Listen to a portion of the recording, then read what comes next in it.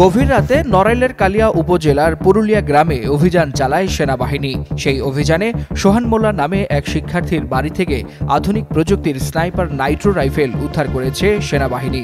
পারিবারিক সূত্রে জানা যায়, সে খুলনার একটি কলেজে লেখাপড়া করে।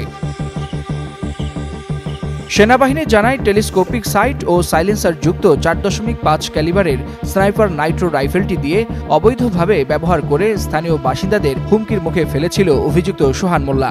সূত্র আরও জানায়, গোয়েন্দা তৎপরতা ও পর্যবেক্ষণের ভিত্তিতে নড়াইল ও কালিয়ার সেনা ক্যাম্প যৌথভাবে রোববার রাত 11:30 থেকে ভোররাত 4টা পর্যন্ত অভিযান পরিচালনা করে।